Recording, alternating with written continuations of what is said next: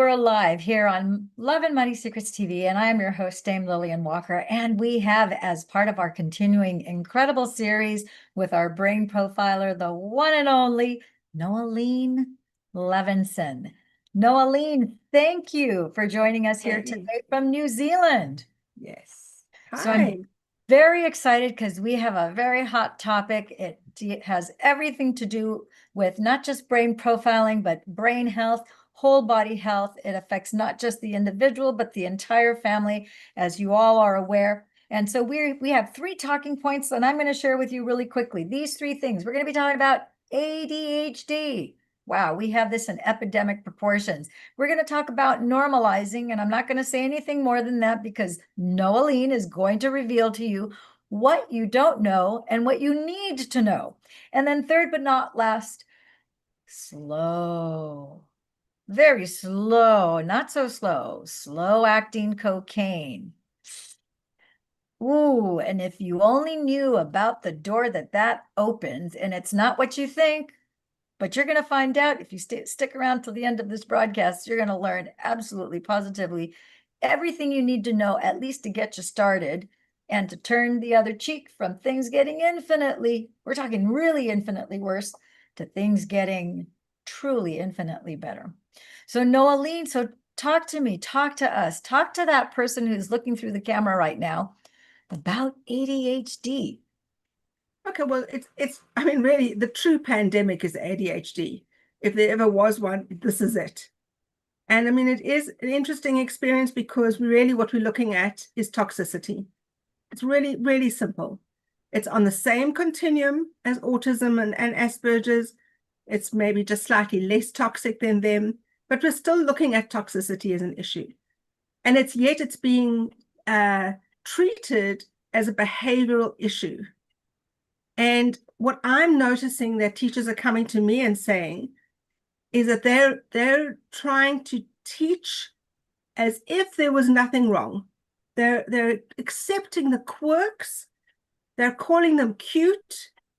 And it really upsets me when I hear that, because actually these children are not cute. They're trapped in a body that isn't allowing them to be their full selves, isn't allowing them to reach their full potential. And so I actually get quite furious when I hear that, because I don't want us to normalize this behavior. I want us to unravel it.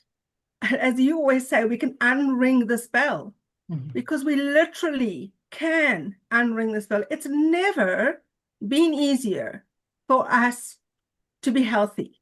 Lillian, literally never been, we've literally got everything that we need at our fingertips, literally at this point.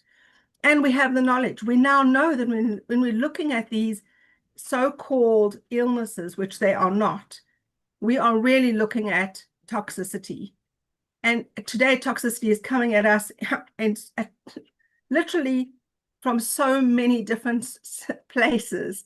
So it's not just the chemicals and the aluminium and the mercury and the nickel and the lead, blah, blah, blah, but it's also EMFs and mold and a whole lot of other things. So we've really got it in spades. And it really upsets me that people are medicating their children. And I think that this is where, when I was chatting to you, I get so heated under the collar, because I've been in this business 38 years. And so please believe me, I've seen hundreds and hundreds of children. And I can tell you now that all the mums that I used to sit opposite, I would say to them, please do not give your children Ritalin or any of the newfangled names that they've given it, because this is a Schedule 9 drug. This is nothing to take lightly. Schedule 9 is the highest drug. You cannot get more high than that. And it's slow-acting cocaine. So you're opening the gateway. This is like a gateway drug. They don't want them to do marijuana, but please, let's have some Ritalin.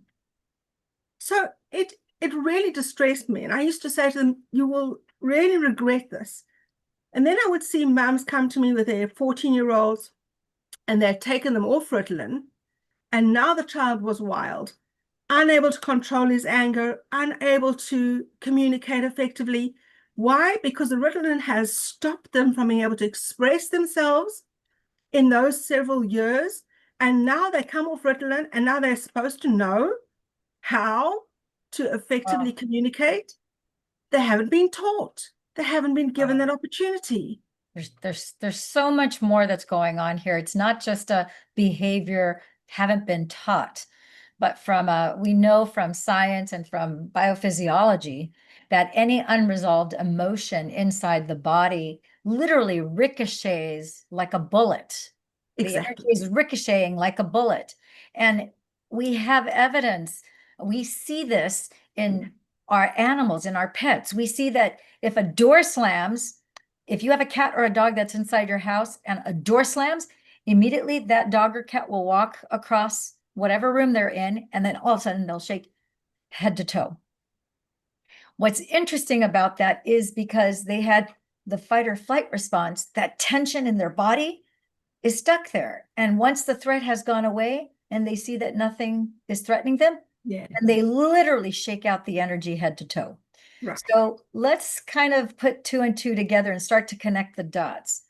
The Taoists, for people who are familiar, not just with Taoism, but with like Tai Chi and Qigong in traditional Chinese medicine and in the Orient and Asia, they have something called shaking horse, which is one of the Tai Chi movements, which is designed for you to shake out any energy of tension in the body.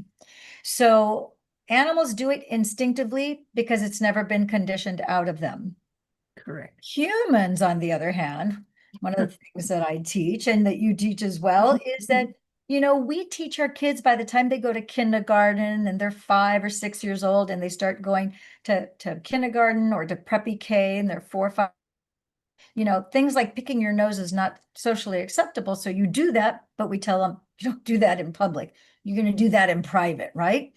And we also tell kids, you see 2 and 3-year-olds when they start walking, children will instinctively shake out that energy. But what does it look like? It looks like you'll see 2, 3-year-olds. You see this all the time in playgrounds, but you don't even think twice about it because they're 2, 3 years old.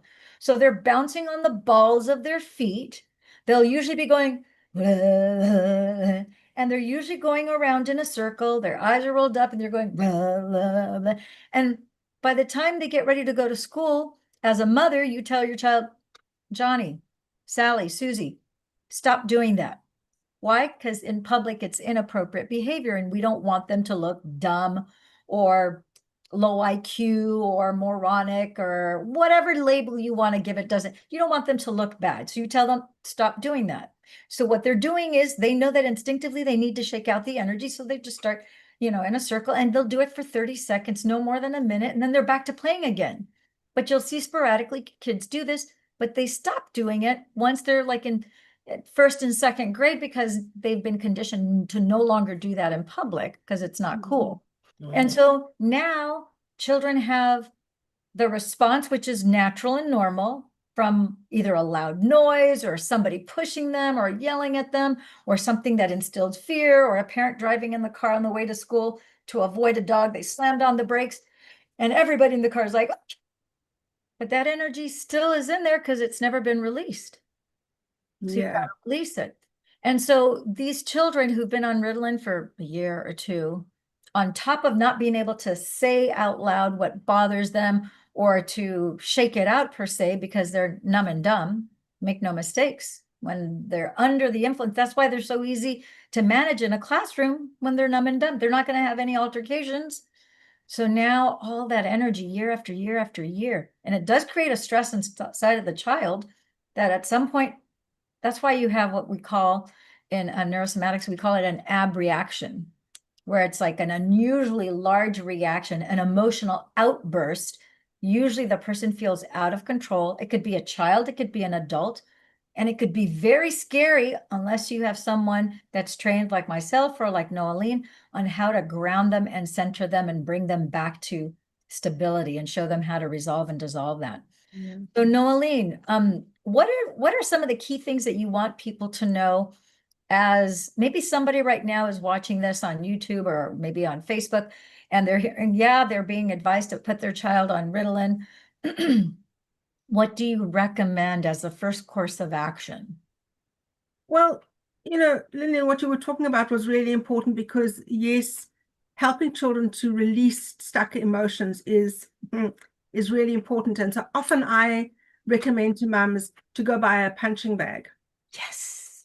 For their children. And I also try and encourage them to have pillow fights with their children, because pillow fights are such an important way for everybody to get their anger out in a safe and fun way of doing it.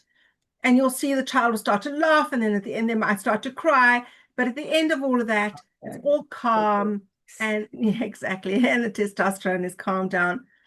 But the other thing is understanding that profile, because normally I would see children who have ADHD have a particular kind of profile, and they are sensitive to stress. They're generally super sensitive to stress.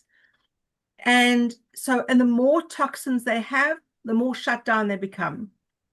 And so, as we said, the toxins could be emotional toxins, but we're seeing such a lot of chemical toxin in children. And disappointing. Even I watched a program the other day where a health professional who is a colleague of mine is actually feeding her children 32 teaspoons of sugar before they've left the house in the morning. And I found that quite heartbreaking myself. It's horrifying. Yeah, I kind of expected more, but it's just that I don't want us to have a laissez-faire attitude. I want us to have a really hands-on, let's get back to basics. Let's get back to looking at what's going in. Let's put clean stuff in. Let's get the toxins out. God, it couldn't be easier. It just couldn't be easier. There are just no more excuses. Between us, literally, there are no more excuses. There are no more excuses. Honest to God, there just aren't any. So, and people say, oh, well, organic food is so expensive. Really, try being unhealthy and see how expensive that is.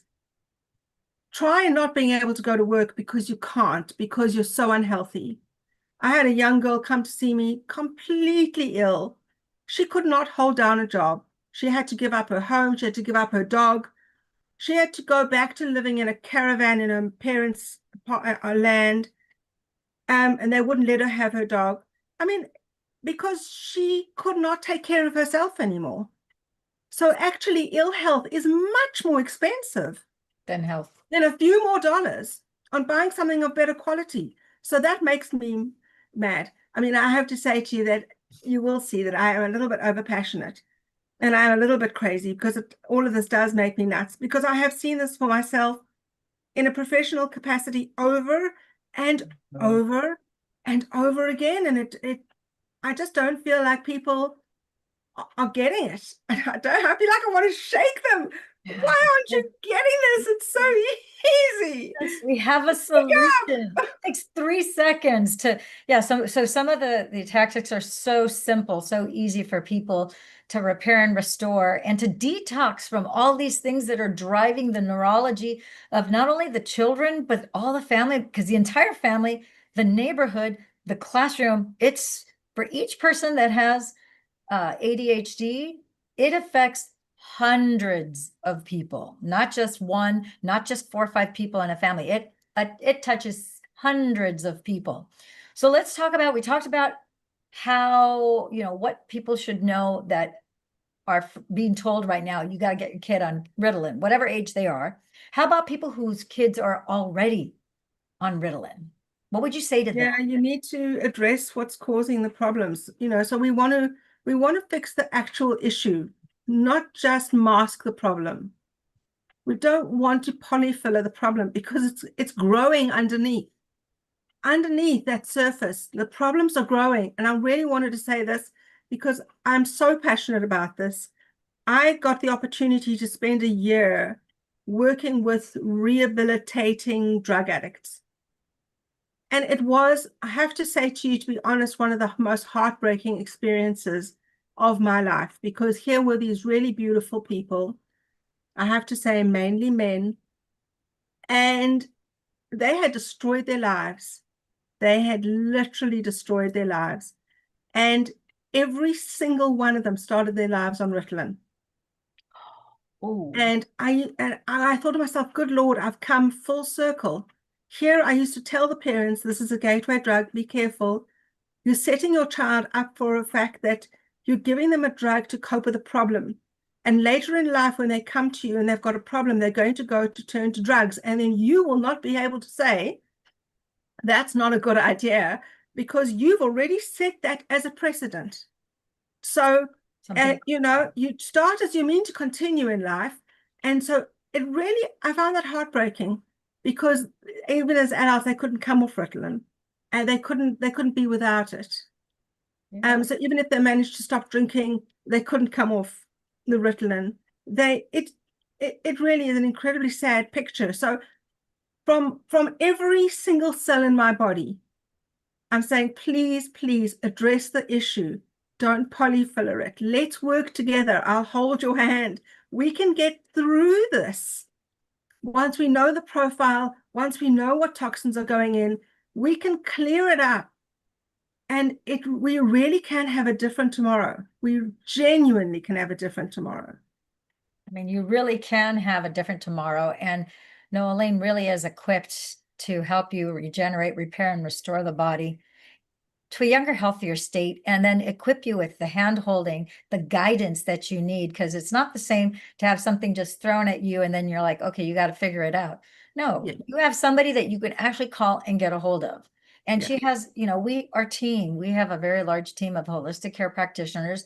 She's your main go-to person because she's your brain profiler. And we only have one on our team. She's it as a brain profiler. She happens to be in New Zealand. Thank you, God. Thank you, Jesus, that we have her on our team. We have a lot of people with a lot of alphabet soup after their names, with a lot of credentials, PhDs, MDs, and certifications and so forth. But she's your go-to person. She has access to all of us. Anything that comes up that she is maybe not aware of at the moment in time, and with 38 years of experience, she's pretty well equipped to handle, I'd say, about 95 to 97%, if not 98%. So that 1 to 2% is a very rare exception. There's a whole team. There's hundreds of thousands of hours worth of experience and education behind her.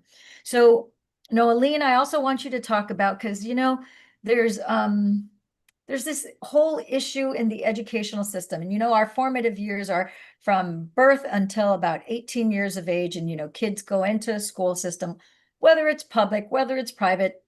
The thing is that there is a certain modus operandi, an acceptable way to handle children who have ADHD, not just in the United States, not just in North America, but also in New Zealand, Australia, and Europe. There's kind of that common thread where there seems to be a lot of like, okay, because we used to have like 1 in 100,000 kids that would have autism. Correct. And I got to tell you, what I see now, it seems like there's probably 3 or 4 out of 5 kids seem to Correct. have autism in the United States. Pretty much everyone that you talk to that has kids that are now going to go into preppy K, either preschool or preppy K, usually by the time they're 3, 4, 5 years old, they're being diagnosed with not just ADHD and autism and Asperger's, but they need speech therapy. And the thing kind of goes on and on and on. And you're like, what is it? Like like 80 to 90% of the kids now have autism? What's wrong with this picture? So let's talk a little bit about, yeah, it's like, how could you not notice, right? So let's talk a little bit about the normalizing. And what do you see in terms of the normalizing that parents need to look at, and give permission to the parents to say, no, my kid might have this now, but that doesn't mean that this needs, he wasn't conceived with this in his DNA. Because he acquired this at whatever point in time, we can unring the bell of that damage. And with your guidance, Noeline, you have someone who will take you as a safe passage from infinitely worse to infinitely better. Let's talk a little bit about that normalizing. So I want to just quickly touch on something that you just mentioned there, which reminded me of a time that I was brought into a private school in Johannesburg. And I was asked by the teacher to look at the kids that they were working with. And these were 22 kids in a class, and 18 out of the 22 were on Ritalin. And I had to say to myself, how can that be humanly possible? How can we have that amount of children needing that kind of help in that ratio? It blew my mind. I tell you, it did. And I came away and I thought to myself, well, what is the common denominator? What could be the common denominator of all these children? Because that's too high a percentage out of a class. Because it could be maybe one in a class, but 18 out of 22. That's 9 out of 10 kids. Blowing. 9 out of 10. So then that's what made me go and study homeotoxicology, because I began to understand that what we needed to look at was what were the toxins that were being introduced to these children via their water, via their food, via the air, via emotional trauma that's going on. What is going on with that? And then this is where we come to, is beginning to understand that trauma. And I landed up writing a book with the doctor that I learned with, and we really just to try and help people to understand what they were looking at. And what bothers me about the normalization is that we're writing it off. We're writing it off. We're saying it's okay. It's normal to be like this. And sweetheart, it's not normal. No. It's not normal at all. And I don't want us to normalize it. I don't want us to say it's okay. We'll just work around it. Because that's what parents say to me. We just work around it. We make allowances for this. And I don't want you to make allowances for this, because that's not your job. Your job is to get to the bottom of what's causing this and stop it from happening. That's your job.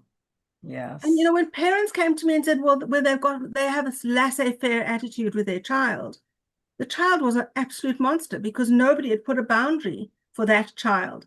And actually, children thrive on boundaries. Yes. They need them. They want them. They're pushing you in order for you to push back. When they don't find a boundary, they just keep pushing. So, and then this child said, I don't want to go to school. Okay, darling, no, that's fine. No, I'm not doing that. Okay, sweetheart. No, I'm not eating that. All right, sweetheart. It just makes me so crazy. It creates insecurity in the child, and it's something, it's primal. You look at a newborn baby, it's been inside your uterus, and it's nicely bundled up in a nice little, yes. They're all snuggled up because you're. And Lillian, and what do we do with babies? We swaddle them. We swaddle them. So they don't have this, because the startle reflex, as soon as they have the startle reflex, and it freaks them out. Exactly. When they're swaddled, they feel nice and cozy and exactly. And what do you want to do when you feel frightened? You want someone to put your arms around you so that you feel held and contained. So this laissez-faire thing of we'll work around it just drives me bonkers. I tell you, it does. Yeah. I want to just say to parents, please, I beg of you, please, we can do this. Yes. Trust me, we can. It is our job as parents to provide, to protect, to find solutions no matter what.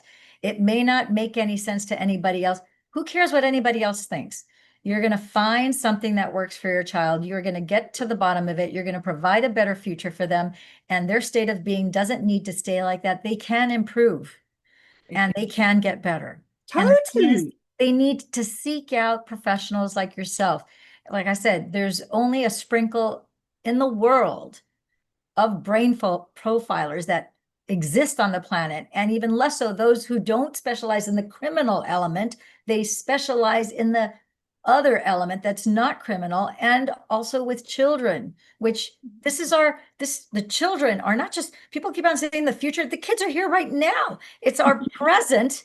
And they're going to be the ones that are responsible. They're going to be the ones who are making the rules and who are running our world when we are like 100, 70, 80, 90 years old. So we got to make sure that those kids 20, 30 years from now have a good solid head, have good thought process, who have good impulse control, who are healthy so that they can move this world forward. And if oh my gosh, 18 out of 22 you know that there's a serious problem there. 18 out of 22 kids in a classroom are on Ritalin.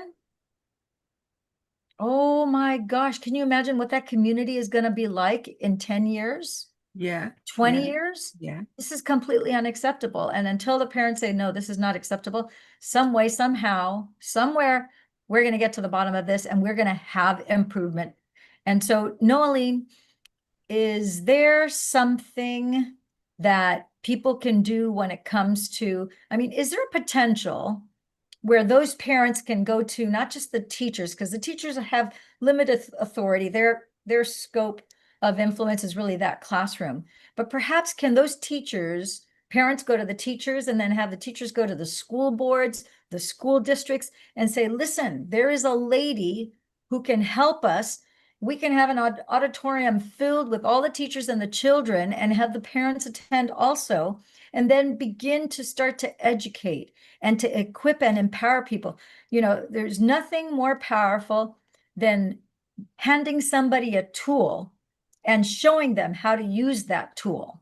Yeah. And that's exactly what you're doing. You're empowering the parents, you're empowering the children to have a very special tool so that they can now effectuate beneficial change that's going to make them feel better. So would you suggest that that's possibly the course of action, that perhaps maybe, you know, the school board is not going to do anything, or the school district, if you only have one parent or two, but if out of those 22 kids, if the 18 parents, if half of them are to go, Yeah. not only call the teacher, but I'm going to call the principal, and I'm going to make sure that I call the school district and the school board, and I'm going to send an email, and you now have 10 of those 18 parents, or half of those, 9 out of 18 parents going, hey, we found out that this would be of benefit. Can you bring her into our school? Yeah. And Totally. have the entire school, because I'm sure that every other classroom in that school, I don't know how many first grade, second grade, third grade, but if there's just one, and some of them are going to have 4, 5, and 6 first grade, second grade, third grade, all the way Yeah. up to 8th grade, moving on. You can see how this is a very powerful thing to do. Is that suggested, or is that like a terrible idea? Because I really don't know. Not at all, not at all a terrible idea. And I have to say, in South Africa, I did a lot of that. A headmistress called me and I profiled all of her grade 1 children, 108 of them. And then I did a talk to the parents about it. And I sent home reports. But most importantly, I got to work with the teachers so that the teachers could now understand how to work better. I got an opportunity to talk to the parents. I have to say that this was what they call a very low decile school, which means that the socioeconomic level of the school was very low. And the children were sent to school with really terrible nutrition. And it's another thing, another issue, of course. And I battled to profile them because you need water to be able for your brain to function. Yeah. And so these children were dehydrated because they'd had so much sugar, because what people don't understand here is for every glass of Coca-Cola, you need 6 glasses of water to digest that. And so they said, but they're not going to do it. You're not doing Coca-Cola, we're doing Energade, even worse. So so we've got the colorants and we've got the sugar, and these children are climbing the walls. Literally, you're peeling them off the walls. But within a couple of hours, they're then sleepy because, of course, the nervous system will take the water it needs to digest the sugar, and it takes it from the nervous system. And of course, then the child, of course, is tired. And now the child can't concentrate. And so we've got the nutrition has set up such a poor dynamic for learning that I opened my talk that I gave the school, and I said to everybody, I don't know if I should tell you this, but anyway, I said to everybody, I've got some really cheap petrol. Is anybody interested in buying some cheap petrol from me? And not one person put out their hand. And I said, but you're willing to put cheap food into your children, which is fuel, and the children aren't running well on the fuel that you're giving them. So there was a bit of silence, because I am a little bit like that. I really call a spade a spade. I don't mess around. And I just really wanted to get it through to them that nutrition is so important. So also I went into schools to talk to parents about how to give good lunches, how to set the child up for learning in the day by giving them a good breakfast. There is a lot to learn, but it's learnable, Lillian, it's doable. Yeah, But there's yes, your idea is a lovely idea, and I love to do that. yeah, small action steps. So is that if anybody that is watching here, that person that's looking through the camera right here, right now, we're speaking directly to you. If you or someone you know has access to people on the school board, the school district, the principal, let's start with connecting the dots and we can have a conversation. Just contact Noeline. I always put her contact information in the show notes below, in the description, and also in the comments. I try to make it as easy peasy for you guys to get in touch with her. She's very responsive. You will connect through her website, and you can also connect with her through Telegram globally, because we are always, I'm in California, Southern California, and Surf City, Huntington Beach, and she is in New Zealand, in the Bay of Plenty. And it doesn't matter. We're both here right now at the same time. And so we are here to serve you. And so I know that her website is brainfocus.nz, right? Brainfocus.nz. She's a incredibly compassionate, heartfelt, grounded, experienced brain profiler. She can help your child regenerate, reset, and restore everything that they've got going on. And you too.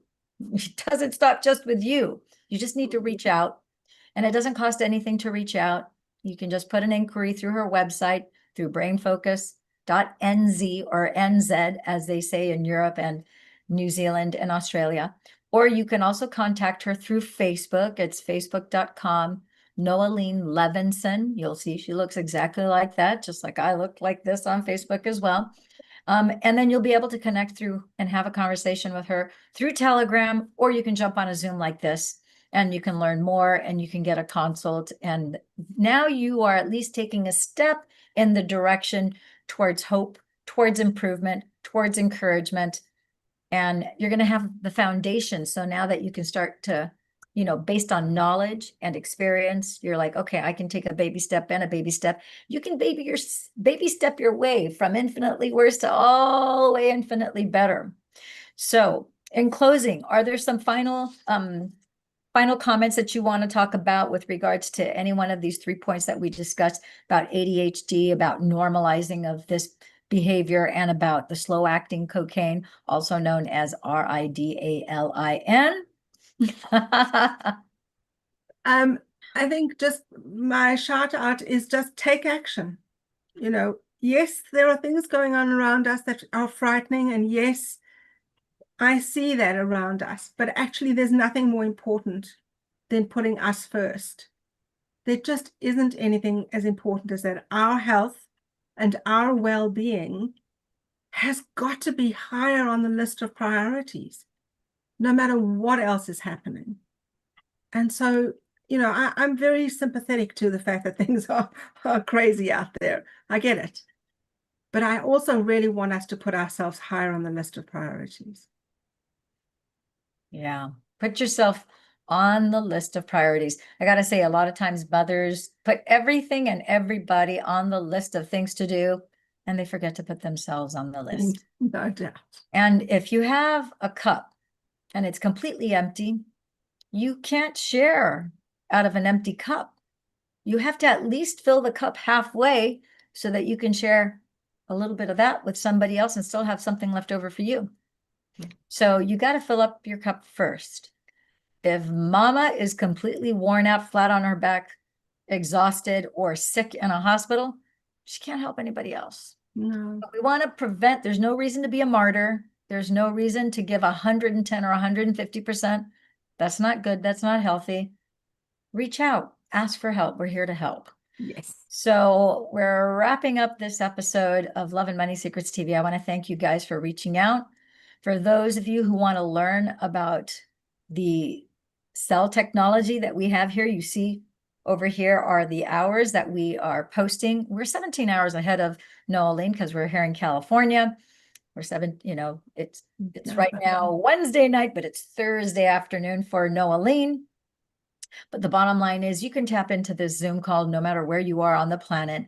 You can text 26786. You just text that number. As long as you're in the United States, you can text that number and just put the word patches, and it'll send you this graphic, and it'll also send you right here where it says Dame Lillian Walker. It says DameLillianZoom.com. That's the URL to join this Zoom.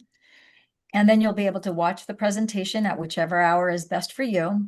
For those of you who are overseas, you can, instead of texting, just ask Noeline for the Zoom link and she'll send you the times. We have, when we post them in our Telegram, we have all the different time zones for Europe, for London, and for Dubai, and for New Zealand, and Australia, and so forth, Japan, South Korea, as well. So you know how to connect with her?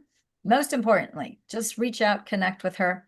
I want to thank you for tuning in, tapping in, turning on to this episode of Love and Money Secrets TV. And we're here to help you repair, restore, and regenerate your health to a younger state of being and a healthier, body optimized state of being. Okay. Ciao for now, my friends and gems. Thank you. Bye.